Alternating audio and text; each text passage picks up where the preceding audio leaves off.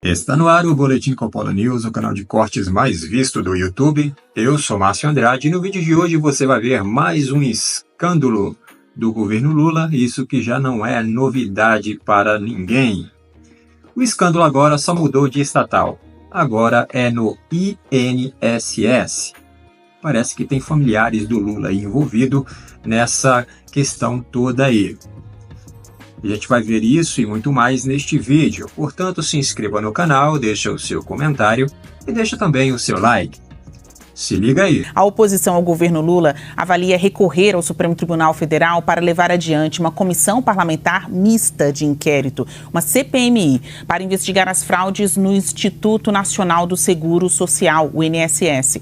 O Senado já tem o número mínimo de 27 assinaturas para a CPMI. A oposição trabalha nas duas frentes. Uma CPI exclusiva da Câmara, que também já tem o mínimo necessário, e uma CPMI, que é essa comissão mista com deputados, senadores, para evitar eventuais contratempos políticos. A estratégia agora é a de tentar convencer o presidente da Câmara, Hugo Mota, do Republicanos, ou do Senado, Davi Alcolumbre, do União, a instalarem as CPIs. Caso isso não ocorra, já se cogita um eventual recurso ao Supremo Tribunal Federal para obrigá-los a proceder à instalação. Então agora a gente vai ao debate em vários dos assuntos políticos. A gente diz que todos os caminhos levam ao STF. Também este, Cardoso, o futuro da CPI do INSS, seja CPI individual ou CPMI, comissão mista, isso deve ficar nas mãos do Supremo? Olá, Basílio, olá, Caio.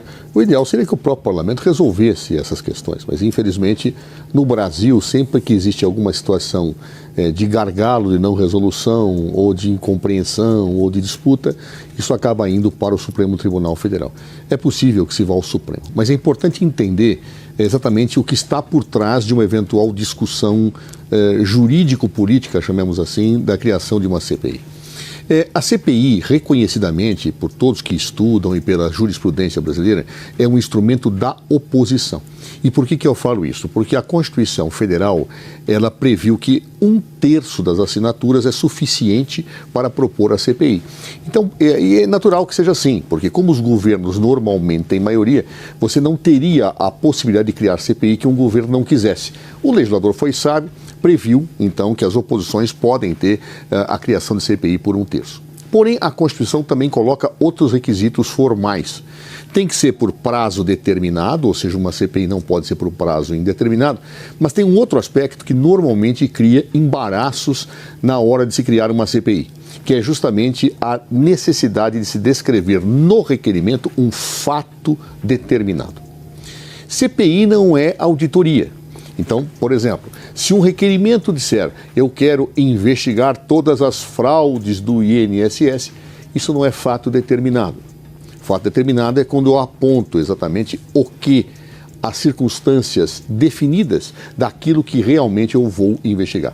Muitas vezes há equívocos técnicos na redação dos requerimentos. Mas como é que funciona isso na prática? A oposição ou os interessados em ter uma CPI apresentam o requerimento, no caso da Câmara dos Deputados, e o presidente faz a leitura desse requerimento a partir da análise desses requisitos que podem ensejar a criação da CPI. A partir daí, se inicia um outro problema. O requerimento está em ordem? Ok. É a disposição regimental do limite de CPIs que pode estar em funcionamento. Isso existe em todos os parlamentos do Brasil, praticamente, que eu saiba. São diferentes os limites, né, de acordo. Por exemplo, no Senado, se não me falha a memória, o limite só pode um senador, cada senador só pode participar de uma CPI. Então isso limita o número no final dos 81 senadores. Na Câmara dos Deputados, o regimento prevê 5 CPIs. No passado, isso já se discutiu, se podia o regimento das casas definir esse número. E houve uma ação de inconstitucionalidade no Supremo Tribunal Federal que decidiu que é constitucional, faz tempo isso, que é constitucional essa definição de número. Embora em alguns momentos o Supremo Tribunal Federal chegou a dar sinalizações que poderia entender que se houvesse desvio de poder ou outras situações, esse limite poderia ser estendido.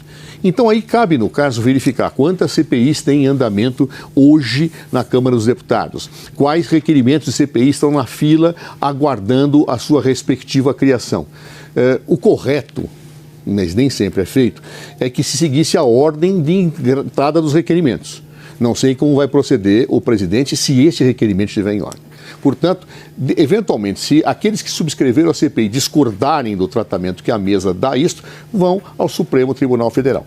É por isso que, temendo que alguma coisa possa estar errada, a oposição, pelo que vi na imprensa, ela procura criar uma CPMI. Qual é a diferença? A CPI é a Comissão Parlamentar de Inquérito, que era feita pelas casas legislativas, Câmara dos Deputados ou Senado.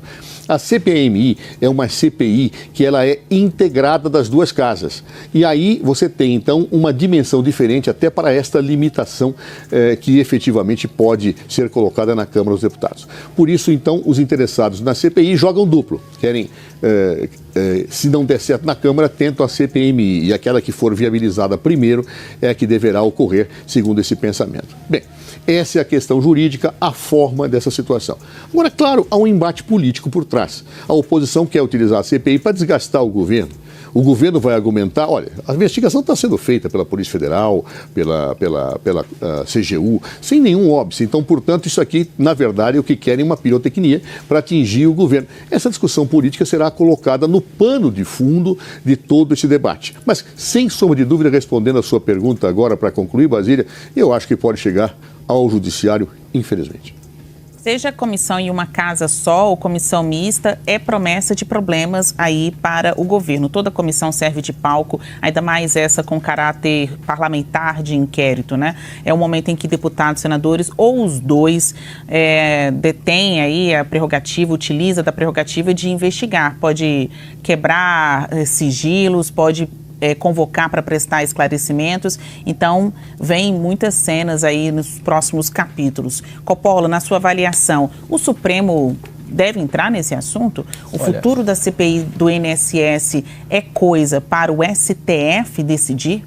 Olha, irretocável a explanação técnica do Dr. Zé Eduardo, nada a acrescentar nessa seara. Olá, Basília. Olá, Dr. Zé Eduardo. Saudações à nossa audiência. Seja pela via parlamentar, seja pela via judicial, é imperioso que se cumpra a lei e é urgente a instauração dessa CPI do INSS para investigar a ladroagem dos sindicatos que roubaram bilhões de reais de aposentados vulneráveis graças à negligência ou, quem sabe, à conivência do governo Lula e dos seus apaniguados. Como nós estamos tratando do tipo mais baixo de corrupção já praticado na história, essa pauta requer um pouco de contexto e hoje eu vou tratar da origem de tudo isso, do ovo da serpente. Manchete aqui da semana passada desta emissora. Congresso flexibilizou regra que restringia esquema no INSS. O primeiro movimento ocorreu em 2019 e o segundo no ano de 2022. O que aconteceu, pessoal? O ex-presidente Jair Bolsonaro, ao tomar ciência das recorrentes fraudes praticadas por sindicatos, por associações, promulgou a medida provisória 871, obrigando essas entidades a renovarem anualmente a autorização dos seus aposentados para descontos associativos. Contudo, como eu disse, em 2019 e 2022, o Congresso modificou a norma, chegando ao cúmulo de dispensar totalmente a obrigação de revalidar as autorizações dos aposentados. À época, os petistas espernearam, se esgoelaram e defenderam com unhas e dentes os interesses da CONTAG, a Confederação Nacional dos Trabalhadores da Agricultura. Aspas para o deputado gaúcho petista Marcon lá em 2019. Por isso que nós do PT somos contra e vamos votar não a essa proposta, porque isso vem para esculhambar a previdência do nosso agricultor, vem para perseguir o nosso sindicato dos trabalhadores rurais. Fecha aspas. Acontece que, a se confirmarem as suspeitas, o tal sindicato está mais para uma organização criminosa especializada em lesar idosos vulneráveis. Folha de São Paulo, 28 de abril. Polícia Federal aponta indícios de fraude e lavagem de dinheiro pela CONTAG, que descontou 2 bilhões de aposentados do INSS. Vocês querem mais manifestações aí de petistas na tribuna? Então, vamos lá. Deputado Ayrton Faleiro do Pará. Aspas. Reconhecemos que o entendimento que a CONTAG construiu aqui com alguns partidos representa um avanço também. Avanço? Só se for avanço no bolso de idosos, no bolso de doentes, no bolso dos vulneráveis. Aspas agora para o relatório da CGU sobre os crimes praticados pelo sindicato defendido com foice e martelo pelos petistas lá no Congresso. A CGU identificou 19 municípios com 60% ou mais de aposentados que possuem descontos de mensalidades associativas localizados principalmente no interior de estados nordestinos com predominância do Maranhão e do Piauí. Pessoal, Maranhão, Piauí estão entre os estados brasileiros com pior índice de desenvolvimento humano. Então o que a gente está falando? A gente está falando aqui de bolsões de extrema pobreza. Essas são as vítimas preferenciais do sindicalismo lulopetista. Segue a CGU. Nesses municípios em que houve grande concentração de incidência de descontos associativos, a maior parte dos descontos beneficiou, adivinhem quem? A CONTAG.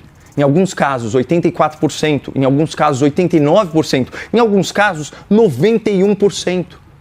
Então, por que a instauração dessa CPI, dessa investigação parlamentar, é tão urgente?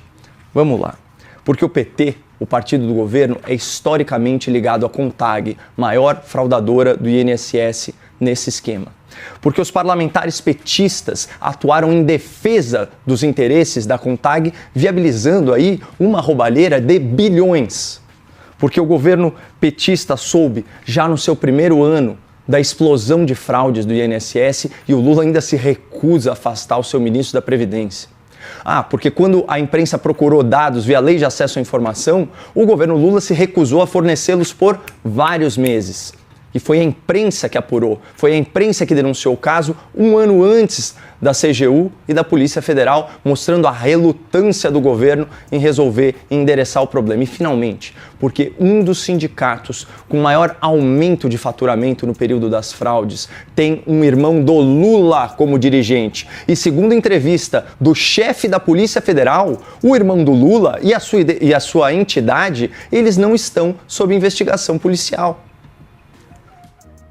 Mas espera aí que eu esqueci aqui a cereja vermelha do bolo roubado. A CPI precisa ser instaurada porque, além da ligação do PT, o partido do governo, com as entidades suspeitas, há um possível conflito de interesse entre investigadores e investigados. Manchete do Metrópolis, do mesmo jornalista que denunciou o escândalo lá em 2024. Entidade-alvo da Polícia Federal por fraude no INSS contratou filho do ministro da Justiça Lewandowski por nada menos do que R$600 mil. Ou seja, Basília, talvez a estrutura de fiscalização e de investigação do governo esteja tão comprometida que, assim como no caso do Mensalão, a mobilização das forças políticas se faça absolutamente necessária. Olha, nessa segunda pergunta a gente tem a oportunidade de desenvolver uma resposta sobre o viés ainda mais político, né? Exemplo do que a gente ouviu muito aqui do Coppola, Cardoso. Eu quero saber de você qual o efeito político para o presidente Lula de uma possível instalação de CPI para apurar as fraudes no INSS. Olha, Basília, eu fico sempre muito entristecido quando eu vejo que os eventos de corrupção sempre são utilizados para o ataque político e ideológico e não para aquele que seria o objetivo, verificar o que acontece, punindo-se doa quem doer. Então, o Caio faz uma série de colocações nesse sentido. Eu poderia, se fosse seguir outra linha, dizer, olha, o maior doador, um dos maiores doadores da campanha do Jair Bolsonaro, está na imprensa hoje, que deu R$1 milhão para a campanha do Jair Bolsonaro, é um dos suspeitos dessa arrecadação. Está aí. Então, o dinheiro foi para a campanha do Jair Bolsonaro? Eu não acho que é por aí, viu, Caio? Não acho que é por aí. Eu acho que isso, no fundo, acaba despolitizando a realidade. Por quê? Aí eu vou dizer, o cara recebeu R$1 milhão, então o Bolsonaro é culpado. Não, quem desviou foi a CONTAG. Olha, também não tem cabimento a gente demonizar os sindicatos. O que o Jair Bolsonaro colocou em votação não tem nada a ver com isto. Embora o seu governo já estivesse acontecendo a situação. Nada a ver com isso. Tem a ver o quê? Com a participação no sindicato, não com a fraude em si. Por favor, não tem nada a ver uma coisa com outra. E aí a gente começa a demonizar os sindicatos. Todo mundo é ladrão. Por favor. Da mesma coisa que eu ia dizer, olha, o grande beneficiário foi o governo Bolsonaro porque recebeu dinheiro da campanha dessa turma. Ora, Não é correto isso. E quando eu faço esse tipo de coisa, eu acabo misturando o joio com o trigo e acabo transformando tudo numa luta política. Isso aí é tudo atrapalhado. A Lava Jato aconteceu isto, ou seja, como os investigadores assumiram um projeto político, eles confundiram aquilo que deveriam fazer, desrespeitaram garantias e acabaram anulando todas as provas. Essa é a verdade. A Lava Jato, que poderia ser um grande serviço ao país, foi um desserviço ao combate à corrupção. Então, isto eu temo que possa acontecer sempre. As CPIs elas são boas quando a gente consegue desidratar o trabalho da CPI, e é muito difícil fazer isso, da disputa política ideológica. Eu já participei de algumas em que se conseguiu fazer isso, em outras não. E aí quando você vê que esse tipo de discussão se coloca, olha, o sindicato tem que ser demonizado, não se firiem, todos eles são ladrões, isto não leva a nada. Você leva, na verdade, a misturar as situações, a confundir as situações. Porque aí vai vir o argumento por do outro lado, olha, o dinheiro foi para fulano, foi para ciclano, foi para o governo anterior que não fez nada, o Bolsonaro recebeu informações que tinha isso. Vai acontecer isto. Então, olha, eu penso que o melhor que poderia ser feito nesse momento é a gente tentar desidratar política ideologicamente a realidade e apurar, punir com rigor. Seja de esquerda, seja de direita, seja aquele cara que doou para o Bolsonaro, seja alguma pessoa da esquerda que participou disso, nós temos que despolitizar isso para quê? Para limpar o Brasil desse tipo de coisa. Não é politizando que nós vamos resolver isso. Caio, já tem investigação na Polícia Federal, na Controladoria Geral da União, o Tribunal de Contas da União, o TCU, também disse que desde 2023, 2024, vem apurando estes desvios, ouvindo as reclamações do público de pensionistas e aposentados. Por que ainda assim precisaria instalar uma CPI e quais as consequências disso para o governo Lula? Você já deu um contexto político bastante contundente nas suas primeiras respostas, então agora eu peço que você vá além. Qual o efeito político, na sua avaliação, para o presidente Lula, se de fato houver a instalação dessa CPI para apurar as fraudes no INSS? Olha, em primeiro lugar, eu preciso pontuar a falsa equivalência estabelecida aqui pelo meu debatedor. Você comparar as ações do Lula da Silva, a sua conivência, a sua leniência, a sua negligência, a sua e de seus apaniguados com as ações do Jair Bolsonaro no tocante a medidas em prol do INSS, não tem substrato lógico. De um lado, nós temos um presidente que editou uma medida provisória que justamente impedia esse tipo de fraude ou pelo menos freava o seu avanço. E nesse sentido, embora houvesse fraudes aí durante o seu governo, começaram inclusive antes, isso atravessou 3 governos, isso ainda estava num patamar muito menor. Ainda era um esquema na casa dos milhões e não na casa dos bilhões. E isso por uma interferência do Congresso. E que parte do Congresso estava mais empenhada nisso? O partido do governo. Então, endereçando a pergunta da Basília, por que é necessária uma comissão parlamentar de inquérito? Porque as instituições do governo estão sob suspeita. Primeiro, o partido do governo é umbilicalmente, historicamente ligado à CONTAG, que é a maior fraudadora do INSS neste esquema. A gente viu a manchete da Folha de São Paulo. Não é possível, nada do que eu falo é registrado. Esse é o primeiro ponto. O segundo ponto, a gente tem aqui, como eu já pontuei, que o filho do ministro da Justiça, que teoricamente exerce um papel de capitanear a Polícia Federal, é advogado de uma dessas entidades investigadas. E veja o que diz o contrato, Basília, dos honorários advocatícios. Para tanto, iremos participar de reuniões com as diferentes autoridades públicas que possam tratar da referida habilitação, ou seja, de permitir os descontos sem renovar a autorização dos aposentados, não se limitando ao INSS, à CGU, ao TCU e a outros para apresentação de realização de diagnóstico, entendimento e blá, blá, blá. Ou seja, você vê que isso está umbilicalmente ligado com o governo.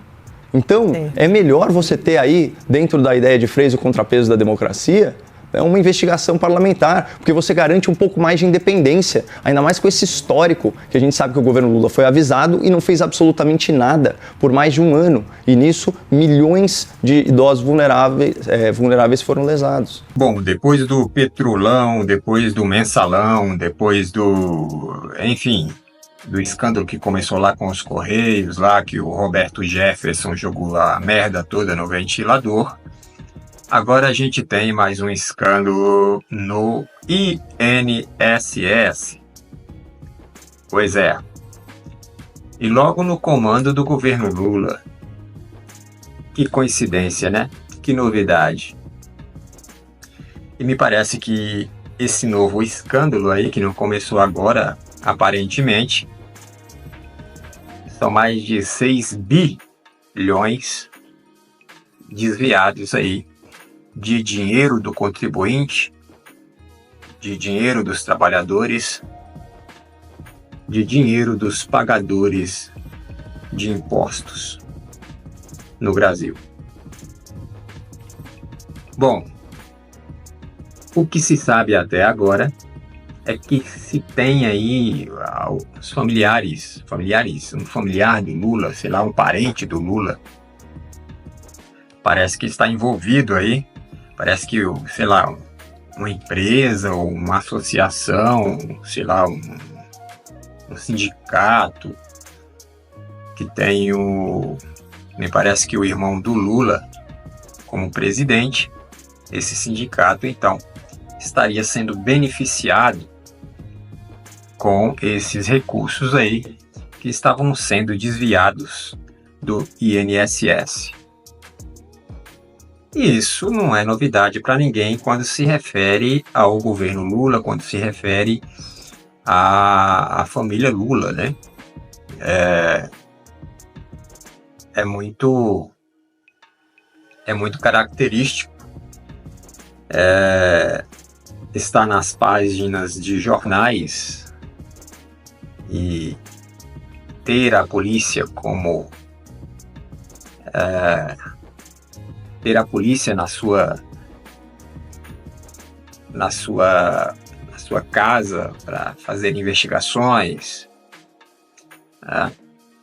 Então são pessoas que já estão acostumadas com esse tipo de situação e que não se incomodam mais nem com mídia, nem com polícia, né, e nem com absolutamente nada. Na verdade, eles mandam em tudo porque estão com a máquina na mão.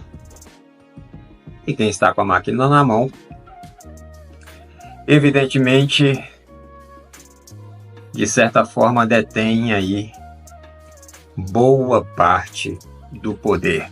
E essa boa parte, eles usufruem de maneira maliciosa, de maneira em que se beneficiem com a maior parte do bolo, né?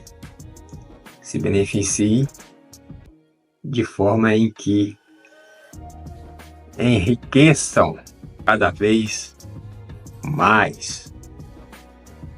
Então tivemos aí a descoberta e a investigação da Polícia Federal nesse escândalo todo aí, nessa graninha que estava sendo desviada aí dos contribuintes e que tem como alvo aí o governo Lula. Mas, como eu já disse, o governo Lula não está muito preocupado com isso porque já está acostumado com esse tipo de situação. E ter ainda mais esse parente aí do governo Lula envolvido, do Lula envolvido, aí que fica mais delicado ainda, porque indiretamente vai respingar nele, com certeza.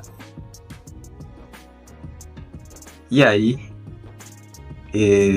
esse ministro aí do governo Lula também, que parece que já pediu para sair, aí também deixa o próprio governo numa saia justa para poder explicar tudo isso que está acontecendo e tudo isso que está sendo apurado pela Polícia Federal.